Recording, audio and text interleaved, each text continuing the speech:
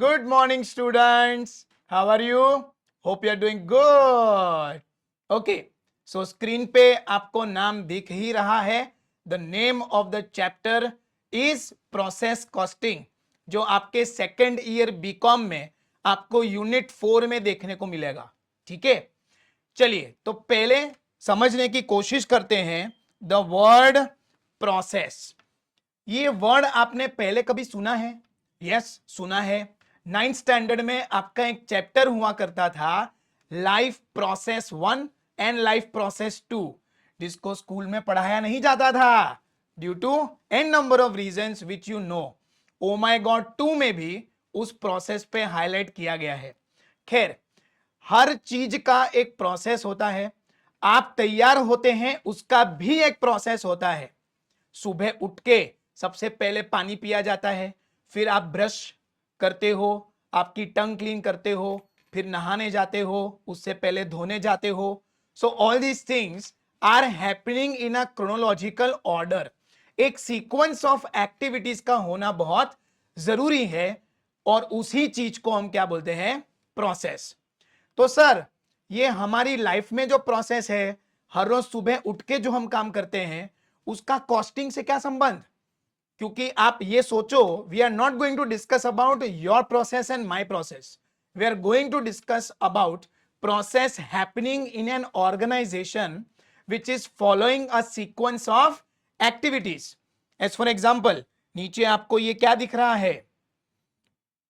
Glasses हैं, उसके साथ 3-4 प्रकार के रॉ मटेरियल है. सो मैन्युफैक्चरिंग ऑर्गेनाइजेशंस क्या करती हैं? रॉ मटेरियल को फिनिश्ड गुड्स में कन्वर्ट करती है, और ये होता है systematically by a series of activities. Combination of this sequence of activities is known as a process. आइए समझते हैं कि कोका कोला फैक्ट्री में कैसे बॉटल्स बनते हैं और कैसे वो फाइनल ड्रिंक रेडी होके आपको रेस्टोरेंट्स में सर्व किया जाता है. सो सबसे पहला आपकी स्क्रीन पे जो आप पिक्चर देख रहे हैं, these are raw glass particles. उसके साथ ही 4 प्रकार के कुछ पाउडर हैं जो मिक्स करके वो लोग हीटिंग प्रोसेस में डालते हैं. So this is basically heating and bottling process that is going to take place. ये बॉटल्स गर्मा गर्म होके बाहर निकलेंगी. तो ये बॉटल आपको ऐसी कब दिखेगी? After the cooling is done of these bottles. फिर ये बॉटल तो रेडी हो गया, उसके बाद क्या आएगा? उस पे लेबलिंग करना पड़ेगा. So labelling is one more process which they have to undergo. Labelling करने के बाद उस ही बॉटल में कोल्ड ड्रिंक भरा जाएगा. That is nothing but the filling process. Okay, filling करने के बाद आएगा उस बॉटल पे ऊपर बुच्च मारना पड़ेगा. सो कैपिंग डिपार्टमेंट आएगा, और ये कैपिंग होने के बाद उसको पैकेट में कन्वर्ट किया जाएगा. क्रेट में इन सारी बॉटल्स को डाला जाएगा. That is called as packaging department और पैकेजिंग प्रोसेस. और फाइनली ऐसी बहुत सारी क्रेट्स को ट्रक में डाल के ट्रांसपोर्ट किया जाएगा. That is transportation process. Right. So आपने एक ही ऑर्गेनाइजेशन में कितने प्रोसेस देख लिए? पहला heating and bottling plant, second is cooling process, third is labelling process, fourth is filling process, fifth is capping, sixth is packaging and seventh is transportation. 7 process होते हैं एक प्रोडक्ट के लिए, और इसीलिए हमें यह जानना जरूरी है कि हर एक प्रोसेस का खर्चा कितना आता है. सर, हमें हर एक प्रोसेस का खर्चा नहीं जानना, टोटल कॉस्ट ही सीधा आए तो क्या फर्क पड़ता है? फर्क पड़ता है बच्चों. क्या फर्क पड़ता है? आप मान लो कोका कोला की कंपनी चला रहे हैं, आपकी लेबलिंग बहुत सॉलिड है, तो ऐसा हो सकता है कि दूसरे ड्रिंक जो मैन्युफैक्चर कर रहे हैं उनका ड्रिंक तो अच्छा है, लेकिन लेबलिंग वो ठीक ढंग से नहीं कर पा रहे. सो लेबलिंग के लिए वो आपको काम आउटसोर्स कर सकते हैं कि नहीं कर सकते? कर सकते हैं. और कोई भी आउटसाइडर आके आपको बोले कि खाली लेबलिंग करके दो, कितना खर्चा होगा? तो आपको वो खर्चा पता होना चाहिए. इसीलिए लेबलिंग की कॉस्ट ढूंढना इज अ मस्ट। फिर कोई बोलेगा कि हम बॉटलिंग और लेबलिंग तो अच्छा कर लेते हैं, लेकिन ड्रिंक के कंपोनेंट्स हमारे ठीक ढंग से मिलते नहीं है। तो आपकी जो मशीन है which is very good at making soft drink, उसमें हमारे कंपोनेंट के हिसाब से आप वो ड्रिंक बना के हमको दे सकते हैं, then we can also say yes, why not earn from outside parties also. So उस केस में आपका फिलिंग डिपार्टमेंट का जो खर्चा है वो आपको पता होना चाहिए। सो इंडिविजुअली प्रोसेस की कॉस्ट जानना खाली ऑर्गेनाइजेशन की क्लैरिटी के लिए नहीं होता, कोई भी एक्टिविटी हो स्पेसिफिक, उसका बिजनेस मिले, उसको हासिल करने के लिए भी होता है। And that is the reason why this chapter is very very important from not only examination point of view, also from practical point of view। ठीक है, चलिए तो एक बार फिर से देख लेते हैं। पहला कौन सा प्रोसेस आया? Heating bottling. फिर क्या आया? कूलिंग। उसके बाद क्या आया? लेबलिंग। उसके बाद फिलिंग। उसके बाद कैपिंग। उसके बाद पैकेजिंग। और आखिर में आप क्या करोगे बच्चों? ट्रांसपोर्टेशन करोगे। ठीक है, 7 प्रोसेसेस मिलने के बाद आपकी एक बिजनेस एक्टिविटी को आप अंजाम दे पाओगे। ठीक है, चलिए तो उसका थियरी में जो मतलब है वो समझते हैं हम कि what is the meaning of process. Can you see the screen properly? Okay, now definition of process costing is what? The costing method applicable where goods or services result from a sequence of continuous or repetitive operations or processes। ठीक है, cost are averaged over the units produced during the period। सो ये सभी cost एक specific time period के लिए होते हैं, और जैसा कि हम सब जानते हैं accounting is done for 1 financial year. वैसे कॉस्टिंग का ऐसा कोई पीरियड नहीं होता कि एक साल के लिए ही आपको कॉस्टिंग करना है। Costing can be done weekly, it can be done fortnightly, it can be done monthly, it can be done quarterly, it can be done half yearly, it can also be done on yearly basis. लेकिन फिलहाल तो हम एक time period जो select कर लेंगे उसके हिसाब से प्रोसेस की कॉस्टिंग हम ढूंढना चाहते हैं इस पूरे चैप्टर में। ठीक है, so before we proceed ahead with the costing concepts of process, let us understand some important terms। आपके सामने ये 3 इंपॉर्टेंट टर्म्स आए हैं, normal process loss, abnormal process loss. Okay, और आखिर में आप देखेंगे एबनॉर्मल गेन और इफेक्टिवनेस, ये भी हमको समझना बहुत जरूरी है। ठीक है, चलिए तो 3 सिचुएशन हम लेते हैं फॉर एनी बिजनेस। ओके, अब हम सबको पता है आपको निकालना है output. Every output is a function of input.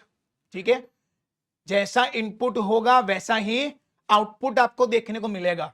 और इसीलिए जब बचपन में आप किसी शादी में जाते थे और वहां पर बहुत धंगड़ मस्तियां करते थे, तो एल्डर लोग पूछते थे आपको देख के कि तुम किसके बच्चे हो, या किसी और को पूछेंगे कि ये किसकी संतान है, क्योंकि उनको भी पता है every input results into an output. अगर फैक्ट्री में ही प्रॉब्लम है तो गोडाउन में तो प्रॉब्लम होगा ही होगा, और गोडाउन में प्रॉब्लम है तो आपके शोरूम में भी वो प्रॉब्लम कैरी फॉरवर्ड होगा। So it all depends upon the quality of input, the quantity of input that is going to result into some kind of output. ठीक है, सो यहां पे इनपुट हम क्या करेंगे बच्चों? Raw material. यस, और वो रॉ मटेरियल अलग अलग सिचुएशंस में अलग अलग हो सकता है, लेकिन फिलहाल for ease of understanding we are going to keep the same quantity of raw material as our total input. ठीक है, चलिए सिचुएशन 1 में अज्यूम करते हैं दैट आपने टोटल इनपुट कितना डाला? 1000 यूनिट्स ऑफ रॉ मटेरियल। ठीक है, अब what is the meaning of normal loss? कुछ लॉस ऐसे होंगे जो आप अवॉइड नहीं कर सकते। ठीक है, let us see the theory. तो उसमें क्या लिखा है देखो, this loss is expected during normal course of operations for unavoidable reasons is called normal process loss. कहने का क्या मतलब है पेट्रोल अगर आप अपने व्हीकल में फुल टैंक करवा देंगे और बाद में उस व्हीकल को यूज भी नहीं करेंगे, हफ्ते बाद जाके देखेंगे ना, तो उसका थोड़ा क्वांटिटी कम हो गया होगा। क्यों? क्योंकि पेट्रोल का नेचर ही ऐसा है इवेपोरेट होना, आप इसको अवॉइड नहीं कर सकते। पानी अगर सनलाइट में रहता है तो क्या होता है? इवेपोरेट होता है। Such loss is considered as a normal loss. फिर आप मान लीजिए कि फर्नीचर तैयार कर रहे हैं, जैसे कि आपको दिख रहा है ये पोडियम है। ये पोडियम पहले सीधा पोडियम था? नहीं, ये भी एक प्रोसेस से बना है। पहले हमने जंगलों में जाके पेड़ों को काटा, वहां से रॉ लॉग्स हम लेके आए, उस लॉग्स पे हमने क्या मारा? रंधा मारा, और वो रंधे में जो लॉग का वेट था वो रिड्यूस हो गया। सो जो रॉ मटेरियल उससे निकला, जो वेस्ट उससे निकला, वो तो एक्सपेक्टेड था ना, उसके बगैर आपको ऐसा फिनिश प्रोडक्ट मिलने वाला नहीं है। So such loss is considered as a normal loss. उस लॉस को जो लॉग से ऊपर छील छील के निकला उसको क्या बोलते हैं? भूसा बोलते हैं। और इसीलिए नहीं बोलते कई बार, जो लोग अच्छी बात नहीं कर रहे हैं, क्वालिटेटिव बात नहीं कर रहे हैं, इंटेलेक्चुअल बात नहीं कर रहे हैं, तो हम क्या बोलते हैं? तुम्हारे दिमाग में भूसा पड़ा है क्या? So that bhusa is what? A waste. Which waste? Normal loss, क्योंकि वो तो होना ही होना है, उसके बगैर प्रोसेस आगे नहीं बढ़ सकती। ठीक है? सो ऐसा लॉस जो होगा ही होगा, इट इज अनअवॉइडेबल। तो उस केस में हम अज्यूम करते हैं कि यहां पर आपका normal loss is at, sorry, यहां पे आपका normal loss is at let us say 10%। आपने एक्सपेक्ट किया था कि लॉस कितना होगा? 10% of the total value of input. So 1000 का 100 यूनिट्स आपका लॉस हो जाएगा, तो आपका नॉर्मल आउटपुट आपने क्या सोचा था? 900 यूनिट्स रहेगा। ठीक है? And let us keep the same for situation 2 as well as situation 3। यहां तक कोई चेंज नहीं है। ओके? लेकिन आपने जो सोचा, क्या जिंदगी में अक्सर ऐसा होता है? अक्सर ऐसा नहीं होता है। Yes. So what you expect and what is the reality, इन दोनों के बीच में काफी बड़ा अंतर हो सकता है। एक्सपेक्टेशंस वर्सेस रियलिटी आपने कई जगह पर महसूस किया होगा। जैसे आपके पेरेंट्स आपसे बहुत जबरदस्त रिजल्ट एक्सपेक्ट करते हैं, लेकिन आप सामने लाके क्या देते हैं? 55%, 60%। उनको तो क्या चाहिए? 90%, 95%। सो बेटा, लाइफ में जो हमने सोचा वो हमेशा हो जरूरी नहीं है। तुम्हें ऐसा लगा कि मैं इस लड़की को जाके प्रपोज करूंगा और तुरंत वो मेरे को हाँ बोल देगी, सोचना गलत बात नहीं है, लेकिन असल में ऐसा हो ये जरूरी भी नहीं है। आप लोगों ने तो अनुभव कर ही लिया होगा since you are in SY BCom. कोई बात नहीं। सो एक्चुअल आउटपुट जो है अज्यूम करेंगे right now is how much? 900। Your expectations matched the reality. तो उस केस में ना ही आपका कोई एबनॉर्मल लॉस है, ना ही आपका कोई एबनॉर्मल गेन है, क्योंकि जो सोचा वो हो गया। एबनॉर्मलिटी जैसी कोई सिचुएशन आपके सामने आई ही नहीं। ठीक है? लेकिन सिचुएशन 2 पे जाके देखते हैं। हर बार ऐसा हो जरूरी नहीं। सिचुएशन 2 में आपने सोचा कितना? 900 आउटपुट निकलेगा, लेकिन असल में आपका आउटपुट आया खाली 800। तो 100 का लॉस सोचा था, लेकिन असल में लॉस कितना हो गया? Difference between these two, that is how much? 200। तो कितना यूनिट का लॉस ज्यादा हुआ? 900 minus 800, that is 100। This 100 is your abnormal loss. Loss over and above normal loss is abnormal loss, और ये फिगर आपको हमेशा पॉजिटिव वैल्यू में मिलेगा। इसीलिए यहां पे देखो हमने कोई ब्रैकेट नहीं किया है, it is an absolute loss. Loss will always come loss will always come as a positive figure in this. ठीक है? On the other hand situation number 3 पे जाते हैं हम। वहां पर हम अज्यूम कर रहे थे कि आउटपुट कितना निकलेगा? 900। लेकिन ऐसा हुआ कि आउटपुट आ गया 950। जो सोचा था उससे कहीं ज्यादा मिला। ऐसा कब होता है? बोर्ड में होता है। अगर आपका पेपर चेकर दयावान निकले तो आपने सोचा था कि अकाउंट्स में आपके 90 मार्क्स आएंगे, लेकिन दे दिए उसने 98 मार्क्स। सोचा था आपने कि इकोनॉमिक्स में तो हमने गप्पे मारे हैं, बेरे बेरे पास होंगे, लेकिन उसमें आपको दे दिए 75 marks. So in that case you have exceeded your expectations. Sometimes reality can give you more fruitful results as compared to what you expected. और ऐसे ही यहां पे हुआ है, हम कितना आउटपुट मान के चल रहे थे 900, लेकिन आया कितना 950। खुशी हुई कि गम हुआ? खुशी हुई, क्योंकि ज्यादा यूनिट्स मिले हैं। सो वो ज्यादा यूनिट्स क्या है? That is your abnormal gain. और ये फिगर आपको कैसे मिलेगा? नेगेटिव में मिलेगा। 900 minus 950, 50 will be a negative figure, और इसीलिए आप देख सकते हैं कि यहां पे हमने ब्रैकेट्स करके रखे हैं। Clear with this? किसी को ये कंसेप्ट में कोई डाउट हो तो please send me a message. Okay, मेरा नंबर यहां स्क्रीन में रिफ्लेक्ट होगा, उस पर आप कांटेक्ट कर सकते हैं। सो we have understood today the complete process of an organization and 3 different types of losses. One is normal loss, another is abnormal loss, and the last one is abnormal gain.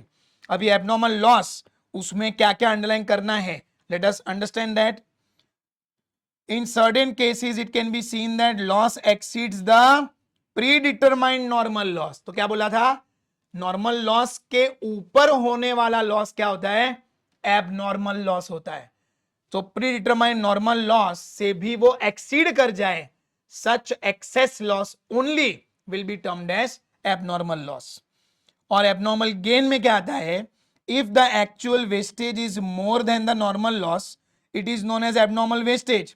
But if actual wastage is less than normal wastage, it is nothing but an abnormal gain और abnormal effectiveness, जो आपके organisation ने बताया है ज्यादा काम करके, loss को मिनिमाइज करके, जो पहले से सोचा था हमने वो भी होने नहीं दिया।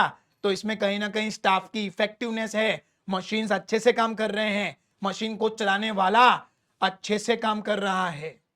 ठीक है, सो उसकी कैलकुलेशन की टेबल आपको कॉपी कर लेनी है, और ये पूरा जो डायग्राम है, ठीक है, जैसे ही आपसे बनता है वैसा आप ये डायग्राम अपनी किताब में बना लेंगे।